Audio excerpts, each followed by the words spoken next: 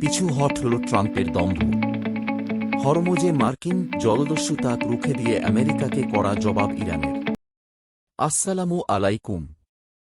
বিশ্ব রাজনীতি কি তবে এক চরম ধোঁকাবাজির সাক্ষী হতে যাচ্ছে? কয়েক ঘণ্টা আগেই ডোনাল্ড ট্রাম্প দাবি করেছিলেন ইরানের সাথে নাকি চমৎকার কিছু খবর আছে। কিন্তু তার সেই তথাকথিত শান্তির খবরের আড়ালে আসলে কি লুকিয়েছিল?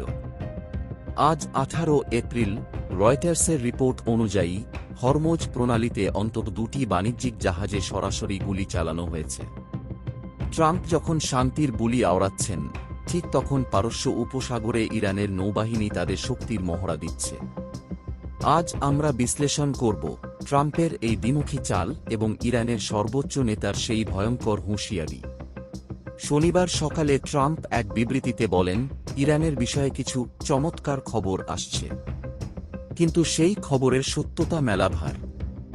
ট্রাম্প মূলত লেবানন ইসরায়েল যুদ্ধবিরতির ক্রেডিট নিজের পকেটে ভরে বিশ্ববাসীকে দেখাতে চেয়েছিলেন যে তিনি শান্তি আনছেন। কিন্তু রয়টার্স জানাচ্ছে, ট্রাম্প একদিকে শান্তির কথা বলছেন, অন্যদিকে ইরানের প্রতিটি বন্দর নৌ অবরোধ করে রেখেছেন। এই ধরনের একপাক্ষিক অবরোধকে ইরান সরাসরি জলদস্যুতা হিসেবে অভিহিত করেছে। ট্র্যাকিং রিপোর্ট অনুযায়ী যুদ্ধের দীর্ঘ 7 সপ্তাহ পর 8টি তেলের ট্যাঙ্কার প্রথমবার হরমুজ পার হওয়ার চেষ্টা করেছিল। ইরান সরল বিশ্বাসের পথ খুলে দিলেও যখনই দেখল আমেরিকা তাদের বন্দর অবরোধ তুলে নেয়নি, তখনই ইরান কঠোর সামরিক নিয়ন্ত্রণ পুনঃপ্রতিষ্ঠা করে। 3টি ভিন্ন সূত্র নিশ্চিত করেছে যে অন্তত 2টি জাহাজে সরাসরি গুলিবর্ষণ করা হয়েছে। ট্রাম্পের শান্তির স্বপ্ন কি তবে স্রেফ ধুলোয় মিশে গেল? ইরানের সুপ্রিম লিডার মোর্তাজা খামেনি তার টেলিগ্রাম চ্যানেলে একটি কড়া বার্তা দিয়েছেন। তিনি সরাসরি বলেছেন, ইরানের নৌবাহিনী তার শত্রুদের নতুন ও তিক্ত পরাজয় উপহার দিতে প্রস্তুত। এই বার্তার মাধ্যমে ইরান বিশ্বকে বুঝিয়ে দিয়েছে যে তারা কোনো মেকি শান্তির ফাঁদে পা দেবে না। আমেরিকা যদি ইরানের জাহাজ আটকে রাখে, তবে ইরানও বিশ্ব তেলের বাণিজ্য বন্ধ করে দেবে। তেহরানের এই অনড় অবস্থান ট্রাম্প প্রশাসনকে বড় ধরনের কূটনৈতিক সংকটে ফেলে দিয়েছে।